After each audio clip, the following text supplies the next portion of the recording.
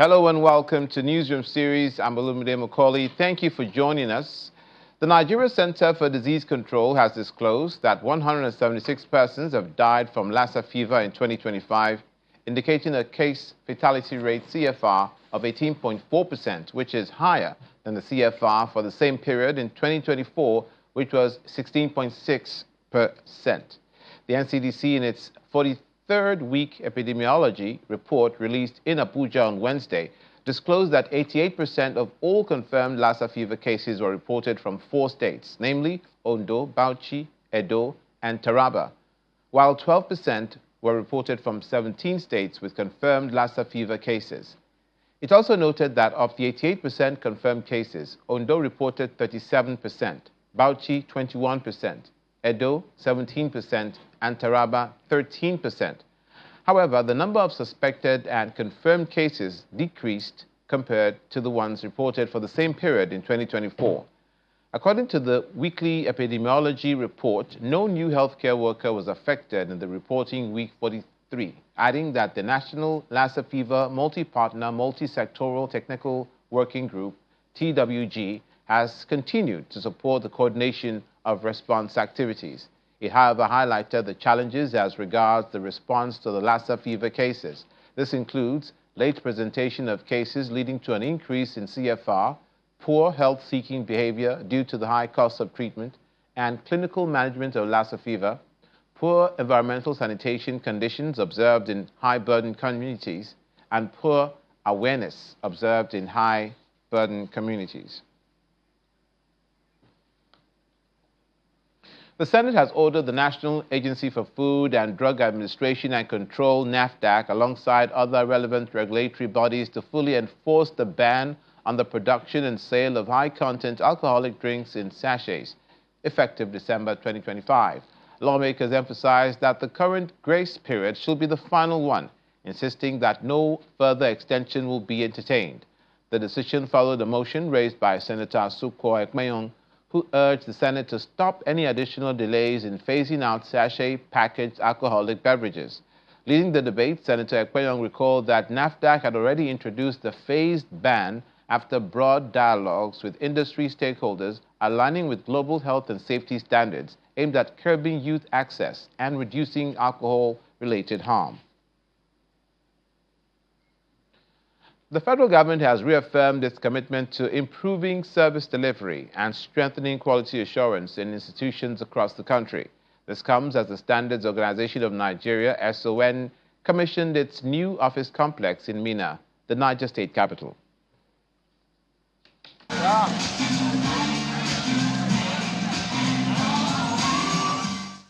The new Standards Organization of Nigeria office complex in Minna marks another milestone in the federal government's drive to enhance service delivery and promote industrial growth.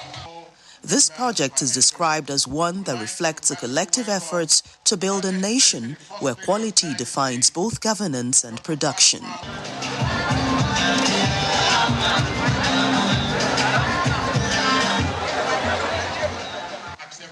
The special guest at the occasion, the Minister of Trade, Industry and Investment, Jumoke Oduwole, who was represented by the Director, General Services, Joseph Ekpa, says the project reflects government's determination to strengthen institutions that ensure safety and competitiveness in the economy.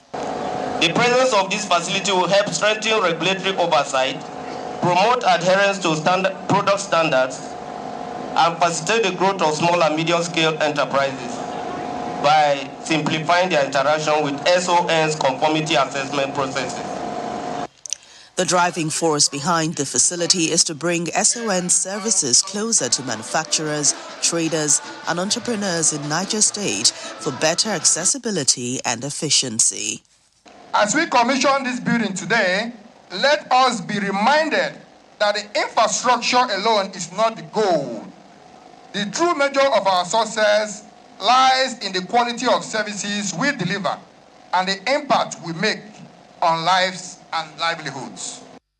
While national at heart, the project aligns with the new Niger agenda that prioritizes innovation and productivity.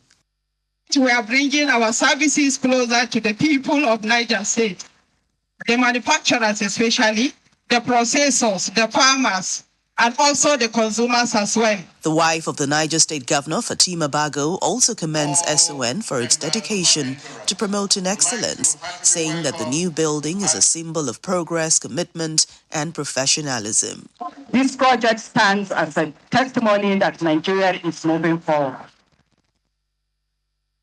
and that through collaboration between the federal and state institutions, we can build stronger systems that work for the people.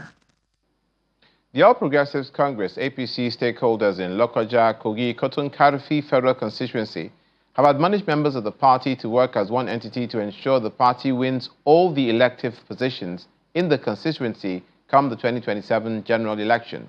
The leader, Mr. Suleiman Baba Ali, stated this in Lokoja, the state capital, during the one-year anniversary of Lokoja Local Government Council. He says the All Progressives Congress has taken democracy to the grassroots. He calls on Nigerians to support the present administration of President Bola Tinubu, who is working to ensure that Nigerians live above poverty. This event is to mark the one-year anniversary of the Abdullahi Adamu administration as chairman of Lokoja Local Government Council. It is taking place at the Lokoja Local Government Secretariat and attracts dignitaries including state and federal legislators and members of the All Progressives Congress. Chairing this occasion is a member of the governing board of the North Central Development Commission, Suleiman Baba Ali, who assures the people of Lokoja Kogi Federal Constituency of his continued resolve to developmental projects. The President and Commander-in-Chief of the Armed Forces, Asiwaju Bola Ahmed Tinubu, set up those developmental regional commissions to help the federal government reach out to those hard-to-reach areas and difficult areas, and also to be able to carry the message of the President directly to the people. And I want to assure you that a lot of that will be happening soon, in the next couple of months, across the 6 geopolitical zones of Nigeria. People are going to be feeling directly the impact of the various development commissions. We have a responsibility to work with our state governors and our various 774 local government chairmen. It is goodwill message the Speaker of the Kogi State House of Assembly, Aliyu Umar, calls for unity of purpose among stakeholders to enable the local government to achieve greater progress. That there was a disconnect between the leadership and the lead of this local government. There was no trust, no respect for establishment. And we said, what? This is not the banner that was handed over to us. And we cannot allow this type of banner be given back to the younger ones coming. We decided to change the narrative of leadership of this local government by on our own introducing what happened in the party that we assisted and put every resources we have and replicate it in our own party. Delivering his keynote address, the chairman of Lokoja Local Government Area, Abdullahi Adamu, reels out the council's achievements in the last 1 year, including improvements in infrastructure, education, and health care. We bought 5 Sienna vehicles for our securities to make them work effectively. We bought 25 motorcycles for our vigilante services. During the kidnapping incident on our highway, we quickly ran there, collaborated with Navy, and have a roadblock. Today, you agree with me that those of you who travel from Abuja down here, you traveled very comfortable. Awards of excellence were later presented to former chairman of the local government in recognition of their contributions since the creation of the council, as well as posthumous award to the wife of the immediate past chairman, late Danasabe Mohammed. As the current administration marks 1 year in office, residents are hopeful that the achievements recorded so far will translate into lasting development and improve welfare for the people of Lokoja. And now to Benue State, where the governor, Hyacinth Alia, has approved full postgraduate scholarship for 2 lawyers of Benue origin who got first class from the Nigerian Law School and other first-class graduates to study anywhere of their choice as part of his administration's human capital development agenda. The governor announced the scholarship award while signing the law, establishing the Benue Education Quality Assurance and Examination Board with the mandate to focus on improving education quality, teacher training, and value addition in examination preparedness and performance. The move follows the recent passage of the law by the Benue State House of Assembly, merging the former Bureau for Education Quality Assurance and the defunct Benue State Examination Board into a single institution, appointing Mr. Terren France as its pioneer executive secretary.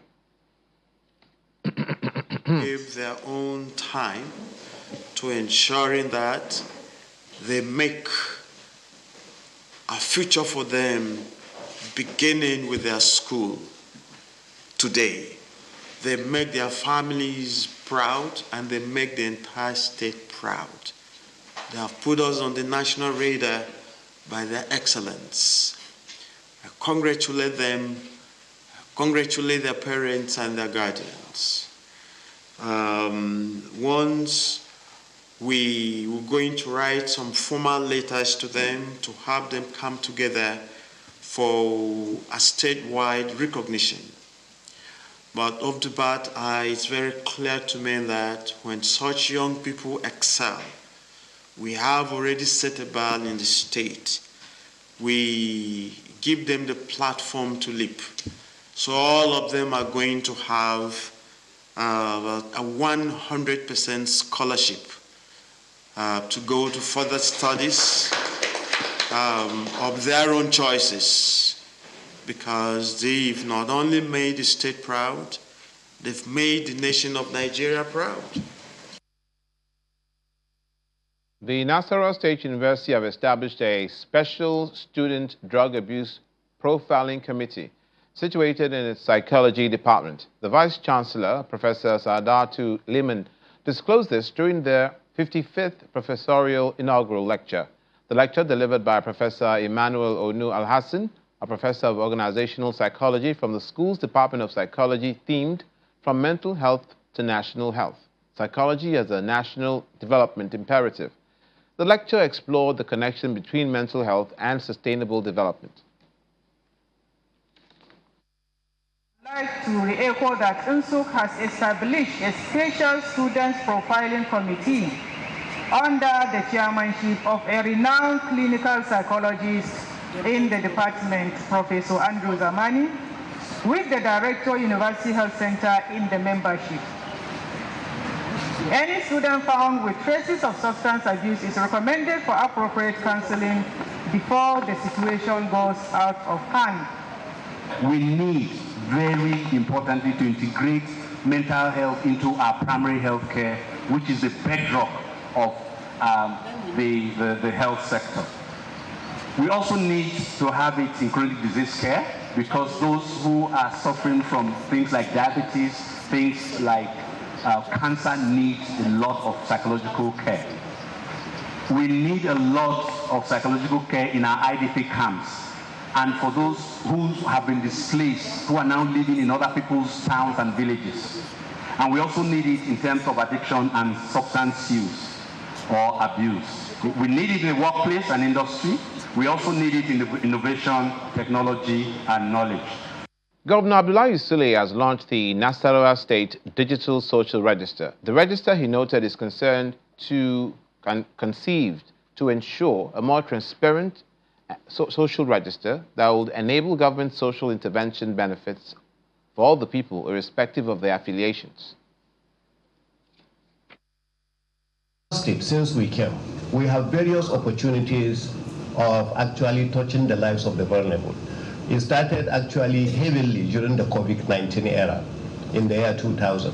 So how are you getting the people that should be helped? In most cases, we ask the chairman of the local government council, our traditional rulers, our community leaders, our youth leaders, our legislators, we say that, all right, in your own local government or your own community, we need 50 people to be helped. So give us 50 people. So they will give us 50 people. Then government will come, that is under a program called NG Cares. Then the federal government will carry out its own, based on its own defective social register, which was established in 2017. Again, you will find the same people again being assisted. Another time will come when there is maybe flood, and then you say, all right, we are going to send certain amount of money. Then you go through the same people, and then they ask, and you end up again getting about the same names. So that is the reason why we say in order for us to have the authentic register of the vulnerable, so that we'll know who we are helping, it must be digital. The Kwara State Governor, Abdulrahman Abdulrazak, has unveiled an automation system which enables applicants to get titles for their land between 2 weeks and 30 working days once all conditions have been met. The governor says the event marks another bold system in the government's commitment to innovation, transparency and efficiency in public service delivery at the launch of the Kwara State Geographic Land Information Service KWGIS-based Digital Land Information System in Ilorin. For decades, the process of land administration in many states, including Kwara, has been characterized by manual records, inefficiencies, and delays that discourage investors, slow down property transactions, and create room for abuse. They are collaborating. The Kwara State government therefore wants to change this narrative, and through the KWGIS Digital Land Information System wants a complete transformation in how land records are managed in Kwara State. The establishment of this digital land information system represents a complete shift from manual land process to a technological-driven framework. This new system ensures accuracy, eliminates duplication, minimizes delay, and provides a veritable and transparent database of land ownership and transaction across the state. Executive Chairperson, State Internal Revenue Service, Mrs. Folashade Omoniyi, says the new system bridges long-standing gaps in land administration, documentation, and record accuracy by leveraging modern technology to establish a transparent and efficient land management system. This milestone represents a major leap in transforming governance, improving the ease of doing business, and positioning Kwara State as a model for innovation-driven development to establish a transparent and efficient land management system in Kwara State.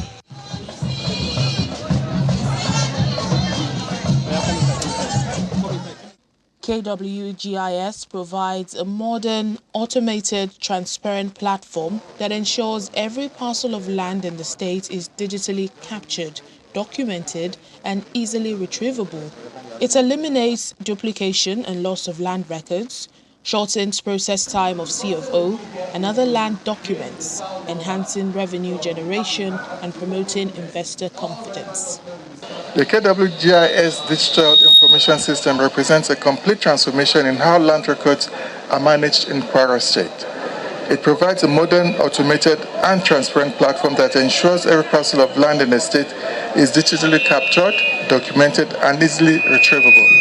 The event was attended by top government officials at all levels, lawmakers, traditional rulers, captains of industry, trade unionists, and market leaders, among others. The Bassa-Nge people of Bassa local government of Kogi State have called on the federal and the state government to urgently intervene in the dilapidated structures in the area, particularly the Shintakun Sharia Dikina Road and dilapidated school structures, amongst others.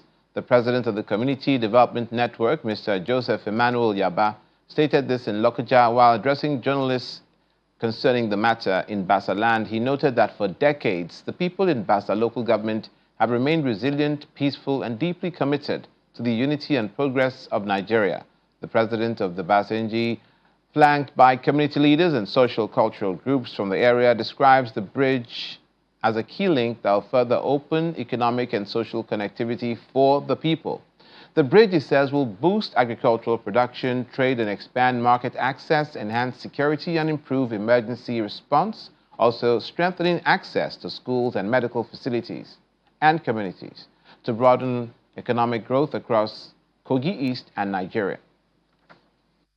to basic government infrastructure and development, our people have continued to suffer neglect. And so today, we raise our voice collectively to reaffirm a simple but yet powerful truth. The Bassa-Nge people deserve better. Our homeland deserves better. Our press conference today will address the following. Number one, infrastructure decay despite proximity to the state capital. It is deeply concerned that within just 16-kilometer radius of Lokoja, the Kogi state capital, communities in Bassa local government area continue to suffer from severe infrastructure decay, despite being so close to the administrative and political heartbeat of Kogi state, our state. The Bassa-Nge are yet to enjoy meaningfully from development and basic social amenities. The Association of Local Governments of Nigeria, ALGON, and Plateau State have signed an agreement with the State University Bocos for the construction of an anatomy laboratory valued at 681 million naira. The project is considered critical to the accreditation and smooth takeoff of the university's new College of Medical Sciences. Our correspondent Percy Dabang reports. A delegation of the Plateau State Commissioner for Local Government and Chieftaincy Affairs, Ephraim Usman, alongside ALGON officials, arrived at the Plateau State University, Bocos, for the signing of a contract for the construction of an anatomy laboratory for the institution's College of Medical Sciences. The project, valued at 681 million naira, is being funded by the 17 local government councils of Plateau State, a gesture many described as timely and visionary. This signing ceremony marks a major milestone in the development of the university's medical college. I want to assure you that the entire South local government and the ministry, we are ready to see how we can be able to change the face of the Plateau State University. This is where our children are coming to learn. This is our own institution that we need to nurture. Nobody will come from anywhere to come and nurture this university for us. Vice Chancellor of the Plateau State University, Professor Shadrach Best, described the initiative as historic and essential for the full accreditation of the medical college. This is an investment that is timeless and is ageless, and generations yet unborn will continue to use this facility. We do not foresee any hiccup in the execution of the project. And at any rate, the project is supposed to be time-bound, because by September 2026, it must be available to the 200 level students in medicine to access their anatomy classes. And so it has to be ready and available and furnished. After inspecting the proposed project site, the chairman of Jos South local government area, who represented the ALGON chairman, said the intervention goes beyond infrastructure. It is about building a legacy that will strengthen education and healthcare delivery in the state. And that's it, our Newsroom series today. Thank you for watching. I'm Olumide Macaulay.